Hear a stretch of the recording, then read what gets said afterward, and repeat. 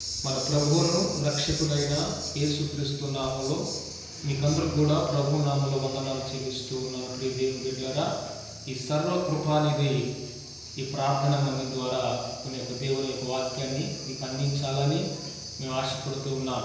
Praise lord. దేవుని బిడ్డలారా, ఒక ముఖ్య ఉద్దేశం ఏంటంటే, ఈరోజు దేవుడి యొక్క మధ్యలోనికి రావడానికి గల కారణం ఏంటంటే, ఒక క్లుప్తమైన ఒక సందేశాన్ని నేను మీకు అందించాలని ఇష్టపడుతూ ఉన్నాను. కాబట్టి దేవుడి బిడ్డలారా, ఒక మాట మనం బైబిల్ గ్రంథంలో చదువుకుందాం. దేవుని పరిశుద్ధ గ్రంథంలో ఒక మాట రాయబడి ఉంటుంది. మొదటి కొరింథీయులకు రాసిన పత్రిక 3వ అధ్యాయము 17వ వాక్యంలో ఒక మాట రాయబడి ఉంటుంది. మీరు దేవుని యొక్క ఆలయమై ఉన్నారని ప్రభు చెప్పాడు. మీరు దేవుని యొక్క ఆలయమై ఉన్నారు. ఈరోజు దేవుడు మనతో మాట్లాడుతున్న మాట ఏంటంటే, ఎవరి మధ్య ఆయన నివసించాలని ఇష్టపడతాడు, ఎక్కడ ఆయన నివసిస్తాడు, ఎక్కడ ఆయన నివసించడానికి ఆశపడుతున్నాడు, ఎక్కడ ఆయన నివసించడానికి కోరుకుంటున్నాడో ఒకటి లేదా ఒక 3 విషయాలు మనం బైబిల్ గ్రంథంలో జ్ఞాపకం చేసుకుందాం. దేవుడి బిడ్డలారా, ఇక్కడ అంటూ ఉన్నాడు ప్రభువు, మీరు అంటే దేవుడు అంటున్న మాట అంటే, మీరు దేవుని యొక్క ఆలయమై ఉన్నారు. ఎక్కడ ప్రభు నివసిస్తాడంటే, మన హృదయంలో ప్రభు నివసించాలని ఇష్టపడుతూ ఉన్నాడు. హల్లెలూయా.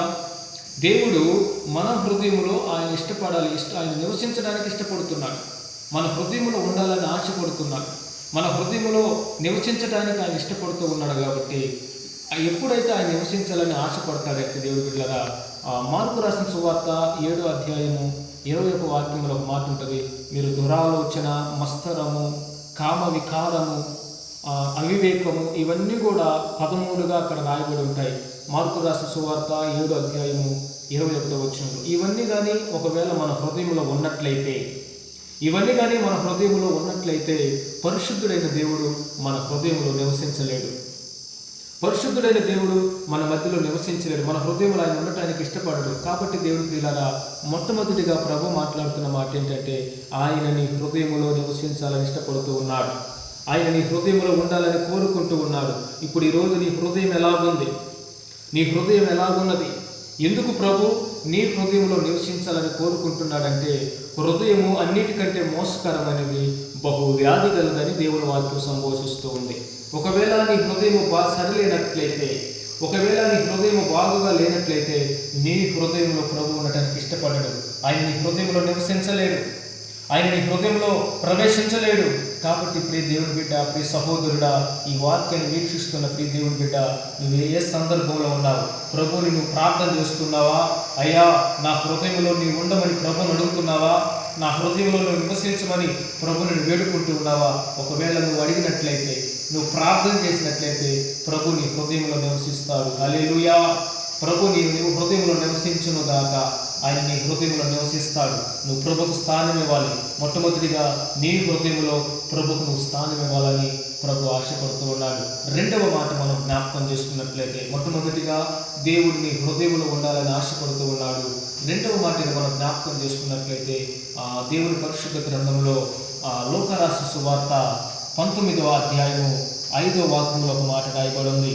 ఆనాడు జక్కయ్య దేవుని ప్రియులారా, దేవుడు జక్కయ్య ఇంటికి రావడానికి ఇష్టపడ్డాడు. రెండవదిగా దేవుడు అంటున్న మాట ఏంటంటే, ఆయన ఎక్కడ నివసించాలని కోరుకుంటున్నాడంటే, మన గృహాలలో నివసించాలని ఇష్టపడుతూ ఉన్నాడు.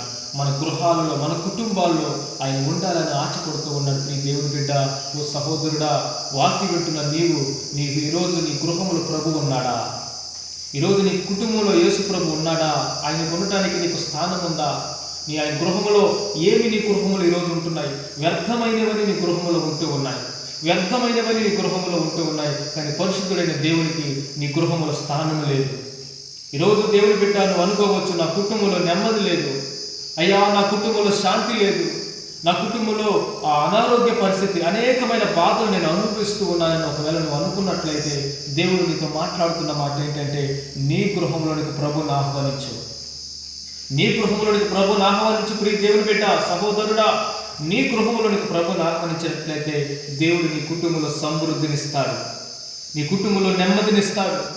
నీ కుటుంబంలో ఒకవేళ సమృద్ధి లేకపోతే, నీ కుటుంబంలో నెమ్మది లేకపోతే, నీ కుటుంబంలో సమాధానం ఒకవేళ లేకపోతే, నీ కుటుంబంలో అనేకమైన బాధలు ఒకవేళ అనుభవిస్తూ ఉన్నట్లయితే దేవుడు అంటున్నాడు, ఆయన గృహంలోనికి నువ్వు కానీ ఆహ్వానించినట్లయితే, ఆనాడు జక్కయ్య దేవుడిని ఆహ్వానించాడు. ఎప్పుడైతే జక్కయ్య దేవుడిని ఆహ్వానించాడో ఆ ఇంటికి రక్షణ వచ్చింది.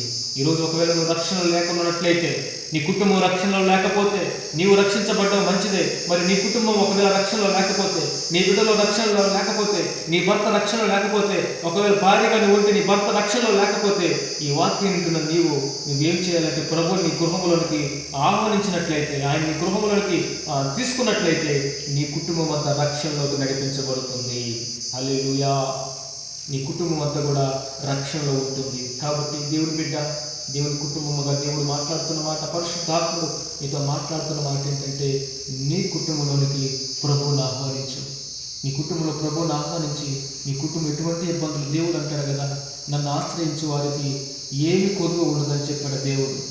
సింహం పిల్లలు లేమగలవై ఆకలి కొనుడేమో కానీ నన్ను ఆశ్రయించే బిడ్డలకి ఏ మేలు కొదువుగా ఉన్నదని దేవుడు చెప్పాడు. ఒకవేళ నువ్వు దేవుడిని ఆహ్వానిస్తే దేవుని బిడ్డ, ఎక్కడ చేరి వాక్యం వింటున్నావో, ఏ సందర్భంలో చేరి వాక్యాన్ని ఆలకిస్తున్నావో, ఏ బాధల మధ్యలో, ఏ ఇబ్బందుల మధ్యలో, ఏ సమస్యల మధ్యలో ఒకవేళ వాక్యాన్ని ఆలకిస్తూ ఉన్నావు దేవుని బిడ్డ, నీ కుటుంబం నెమ్మది లేదని నువ్వు ఏడుస్తూ ఉండొచ్చు, నీ కుటుంబంలో శాంతి లేదని నువ్వు ఏడుస్తూ ఉండొచ్చు, నీ కుటుంబం నా బిడ్డలు అప్పుల చేత నువ్వు బాధపడుతూ ఉండొచ్చు, అప్పుల సమస్యల చేత నువ్వు ఇబ్బంది పడుతూ ఉండొచ్చు. కానీ దేవుడు నీతో మాట్లాడుతున్న మాట, ప్రభువుని ఆహ్వానించు, ఇంకేం వద్దు. ఒకవేళ ప్రభుని, అయ్యా నేను నెమ్మది చేత బాధపడుతున్నాను, నాకు ఈ ఇబ్బంది చేత నేను అల్లాడుతూ ఉన్నానయ్యా, ఈ అప్పుల చేత నేను ఇబ్బంది పడుతూ ఉన్నాను ప్రభు అని ఒకవేళ నువ్వు ప్రభుని అడిగితే ఆయన ఈరోజు నీ ఇంట్లోకి వస్తాడు. ఈరోజు నువ్వు అడిగిన వెంటనే ప్రభు నీ గృహంలోకి వస్తాడు. నీ గృహం ఎప్పుడు కూడా సమృద్ధిగా దేవుడు నీ కుటుంబాన్ని ఉంచుతాడు. ప్రియ దేవుని బిడ్డ, మొట్టమొదటిగా ప్రభు ఎక్కడ నివసిస్తాడంటే నీ హృదయంలో నివసించడానికి ఆయన ఇష్టపడుతున్నాడు. రెండవదిగా ఆయన నీ గృహంలో ఉండాలని ఆశపడుతూ ఉన్నాడు. ప్రియ దేవుని బిడ్డ, మూడవదిగా ఒక మాట చెప్పి ఈ క్లుప్తమైన సందేశాన్ని ముగిస్తాను. మూడవ మాట దేవుని యొక్క పరిశుద్ధ గ్రంథంలో కీర్తనల గ్రంథము 132వ కీర్తన 13వ వాక్యంలో ఒక మాట రాయబడి ఉంటుంది. ఇది నేను కోరుకున్న స్థలము. కీర్తనల గ్రంథం 132వ కీర్తన దేవుని బిడ్డలారా 13వ వాక్యంలో ఉంటుంది. ఇది సియోనును నేను ఏర్పరచుకొని ఉన్నాను. ఆ మాట నేను ఒకసారి మీకు ఆ వాక్యం ద్వారా చదివి వినిపిస్తాను. దేవుని పరిశుద్ధ గ్రంథంలో బైబిల్ ఉన్న వాళ్ళు కూడా ఆ వాక్యం ఒకసారి తీయండి. దేవుని బిడ్డలారా 132వ కీర్తన 13వ వాక్యాన్ని నేను చదువుతూ ఉన్నాను. యెహోవా సియోనును నేను ఏర్పరచుకొని ఉన్నాను, ఈ తనకు నివాస స్థలముగా దానిని కోరుకొని ఉన్నాడు. ఇది నేను కోరుకున్న స్థానము, ఇది నిత్యము నాకు విశ్రమ స్థానముగా ఉండును. ఇక్కడనే నేను నివసించదను, దాని ఆహారమును దాని నిండారుగా దీవించదను. హల్లెలూయా. దేవుడు అంటున్నాడు. మూడవదిగా ఏమంటున్నాడంటే, ఆయన ఒక దేవుడి యొక్క మందిరములో ఆయన నివసిస్తాడు. ఆయన మందిరములో నివసించే దేవుడై ఉన్నాడు. ఆయన మందిరంలో ఆయన కను దృష్టి మందిరం మీద ఉంటుందని దేవుడి బిడ్డలారా దేవుడు మాట్లాడుతూ ఉన్నాడు. కాబట్టి ఆయన ఇక్కడే నివసిస్తాడు. ఆయన మందిరములో ఉండే దేవుడు, మందిరములో ఆయన జీవిస్తూ ఉంటాడు. ఆయన ఆత్మ మందిరములో సంచరిస్తూ ఉంటుంది. దేవుడి బిడ్డ, దేవుడు అంటున్నాడు ప్రసంగి గ్రంథము 5వ అధ్యాయం 1వ వాక్యంలో, నీవు దేవుని మందిరముకి వెళ్ళినప్పుడు నీ ప్రవర్తన జాగ్రత్తగా చూసుకోమని ప్రభు చెప్తూ ఉన్నాడు. ఒకవేళ నువ్వు దేవుని మందిరములో ఉన్నట్లయితే, నువ్వు ఏ విషయంలో మందిరానికి వెళ్తున్నావు, నీ ప్రవర్తన జాగ్రత్తగా ఉందా, లేక నువ్వు దేవుని మందిరంలోకి వస్తూ ఉన్నావు కానీ నీ ఆలోచన ఎలాగుంటున్నాయి, నీ తలంపులు ఎలాగుంటూ ఉన్నాయి, నీ కోరికలు ఎలాగుంటూ ఉన్నాయి. ప్రియ దేవుడి బిడ్డ జాగ్రత్త. దేవుడు మూడవదిగా ఎక్కడ నివసిస్తాడంటే ఆయన మందిరములో ఉంటాడు.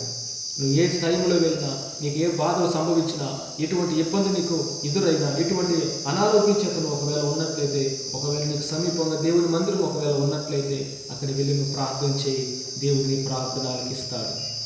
ఒకవేళ నువ్వు వెళ్ళి అక్కడ మొరపెట్టగలిగినట్లయితే దేవుడిని మొర ఖచ్చితంగా ఆలకిస్తాడు. ప్రియ దేవుడి బిడ్డ, ప్రియ సహోదరులారా, దేవుడి బిడ్డలారా, వాక్యమైన నీవు ఆయన కోరుకున్న స్థలం ఏంటంటే, మొట్టమొదటిగా ఆయన నీ హృదయంలో ఉండాలని ఆశపడుతూ ఉన్నాడు. మనం చదువుకున్న రీతిగా, రెండవదిగా చక్కీతో చెప్పిన రీతిగా ఆయన నీ ఇంటి ఉండవలసి ఉన్నదని ఆనాడు చక్కీతో చెప్పిన దేవుడు నీ ఇంటి ఉండటానికి, ఆయన నీ గృహంలో ఉండటానికి ఆయన అదే నివాస స్థలముగా, నీ గృహాన్ని నివాస స్థలముగా దేవుడు చేసుకుంటూ ఉన్నాడు. మూడవదిగా ఆయన ఉండే స్థలం ఏంటంటే దేవుని యొక్క మందిరములో ఆయన నివసిస్తాడు. కాబట్టి ప్రియ దేవుని బిడ్డ, సహోదరులారా, దేవుని వాక్యాన్ని వీక్షిస్తున్న నా ప్రియ దేవుని బిడ్డలారా, ఈరోజు నువ్వు ఎలాగున్నా, దేవుడు నీ గృహంలో ఉండగలుగుతున్నాడా, లేక నీ కుటుంబంలో ప్రభు ఉండగలుగుతున్నాడా? నీ హృదయంలో ప్రభువు స్థానం ఉందా? ఒక్కసారి నువ్వు పరీక్షించుకో. దేవుడు నిన్ను, నీ కుటుంబాన్ని దీవించునుగాక. ఆమె చిన్న ప్రార్థన చేస్తాను మీ కొరకు. మీరు ఎక్కడ ఏ స్థలంలో ఉన్నా, ఏ ప్రదేశంలో ఉన్నా, ఎక్కడ కూర్చున్నా, ఎక్కడ ఉన్నా చిన్న కళ్ళు మూసుకున్నట్లయితే మీ కొరకు ఒక చిన్న ప్రార్థన చేస్తాను. మహాపరిశుద్ధుడైన తండ్రి, ప్రేమ నమ్మకం కలిగిన మా దేవుడా, మీకు వందనాలు. అయ్యా, చెప్పబడిన మాటలు అయ్యా మీరు వింటూ ఉన్న దేవుడు, మీకు వందనాలు. ఈ వాక్యం ద్వారా ఎంతమంది బిడ్డలైతే వీక్షిస్తున్నారు, ఈ యూట్యూబ్ ఛానల్ వల్ల ఎంతమంది బిడ్డలైతే ఈ వాక్యాన్ని ఆయన వింటూ ఉన్నారు, ప్రతి బిడ్డను కూడా మీరు దీవించి ఆశీర్వదించండి. అయ్యా మీకు వందనాలు. మీరు నా చిన్న వాక్యాన్ని అయ్యా క్లుప్తమైన సందేశాన్ని ఈరోజు మాకు అందజేసినారు తండ్రి. అదేంటంటే ప్రభు, మీరు ఎక్కడ నిశ్చయించాలని కోరుకుంటున్నారంటే మొట్టమొదటిగా మా హృదయంలో ఉండాలని కోరుకుంటూ ఉన్నారు. ఈరోజు మా హృదయంలో మీకు స్థానం ఉండగా ఒక్కసారి మమ్మల్ని పరీక్షించుకోవాలి. మా హృదయంలో ప్రభుకు స్థానం ఉందా, ఇంకెవరికి స్థానం ఉంది అని మమ్మల్ని పరీక్షించుకోవాలి తండ్రి. మీకు వందనాలు. రెండవదిగా మీరు ఎక్కడ కోరుకుంటున్నారంటే మా గృహాల్లో ఉండాలని ఆశపడుతూ ఉన్నారు తండ్రి. ఈరోజు నాయన మా గృహాల్లో మీరు తప్ప ఏముంటున్నాయి అయ్యా? మీరు అంటున్నారు, మీ గృహాల్లో నేనున్నట్లయితే మీకు సమృద్ధినిస్తాను, మీ కుటుంబంలో నేనున్నట్లయితే మీకు నెమ్మది కలుగుతుంది, మీ కుటుంబంలో నేను నివసించినట్లయితే మీకు సమాధానం కలుగుతుంది, మీ కుటుంబాలు సంతోషంగా ఉంటాయని మీరు మాట్లాడుతున్న మాటలను బట్టి మీరు మా కుటుంబాల్లో నివసించమని మేము కోరుకుంటూ ఉన్నాము తండ్రి. మీకు వందనాలు.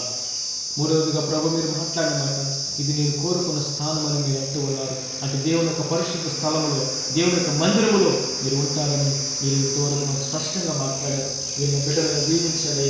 ఎక్కడైతే ఈ బిడ్డల వాక్యాన్ని వింటున్నారు, ఎక్కడైతే నీ బిడ్డలు బాధల చేత, ఇబ్బందుల చేత, అనేక అనారోగ్యాల చేత బాధపడుతూ ఉన్నారు, ప్రతి బిడ్డలు కూడా మీరు దర్శించి, ఏ కుటుంబంలో అయితే నెమ్మది లేదు, ఏ కుటుంబంలో అయితే సమాధానం లేదు, ఏ కుటుంబంలో అయితే సంతోషం లేదు, ఏ కుటుంబం అయితే అప్పుల చేత బాధపడుతున్నారు, ఇబ్బందుల చేత నలిగిపోతున్నారు, ప్రతి కుటుంబంలో మీరే ప్రవేశించండి, ప్రతి కుటుంబాన్ని ఆదరించండి. అయ్యా, ఈ ఛానల్ ద్వారా వింటున్న ప్రతి బిడ్డను మీరు దీవించి బలపరిచి, ఆ బిడ్డల వాక్యం చేత బలపడుతూ అనేకమైన దేవుని యొక్క మాటల చేత బిడ్డలు బలపరచబడినట్లు మీరే సహాయం చేయమని వేడుకుంటూ, విన్న బిడ్డలను వారి కుటుంబాలను నిండారుగా మీరు దీవించి ఆస్వాదించమని, సమస్త ఘనత, మహిమ, ప్రభావాలు మీరు మాత్రమే పొందుకోమని నజరేయుడైన యేసుక్రీస్తు శక్తి కలిగిన నామములో ప్రార్థించి బ్రతిమాలి అడిగి వేడుకొంచున్నాను తండ్రి. ఆమేన్. అందరికీ వందనాలు. ప్రభు